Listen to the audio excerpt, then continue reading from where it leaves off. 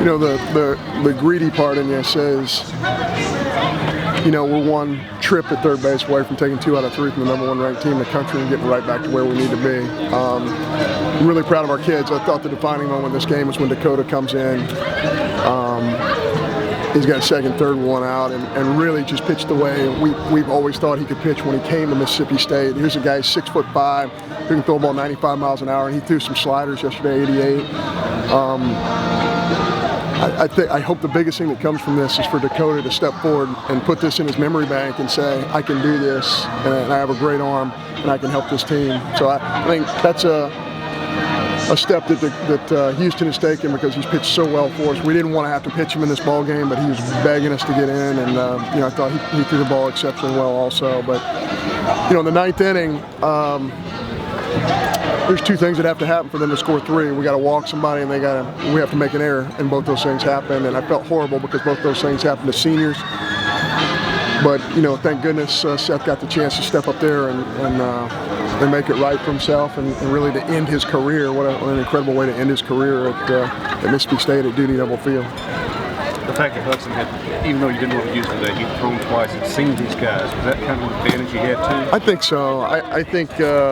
And I think he's just getting a little more confident every time he gets out there. I think if Dakota Hudson gets confidence, there's no telling how good he can be. And we're just, you know, we want him to take those steps because that's big.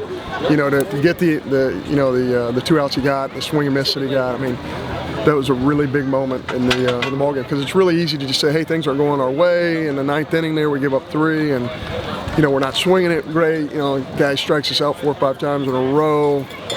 But he stepped into the moment and stuck his chest out and said, I'm going to get this done. And that's really what our club is dying for, is that type of moment, that type of leadership. What did you see in this game that didn't happen Thursday night in the extra inning game? What allowed you to prevail tonight?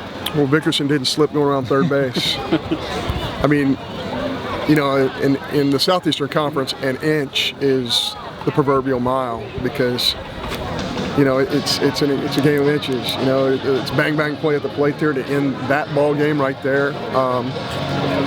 You know, we we had so many different opportunities to take 2 out of 3 from a really good LSU team, and that's the most disappointing thing for me because I just felt like I might not ever get over Thursday night.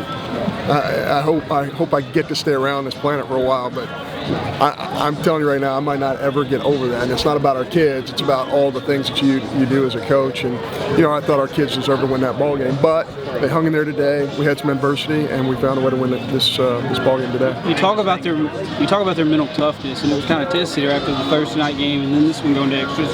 Do you think that they really had to just kind of lock in this game and just put all of that behind them? Well, I think what happens when something bad happens, something really good has to happen to get the flow going. And the thing that was really good that happened was Dakota.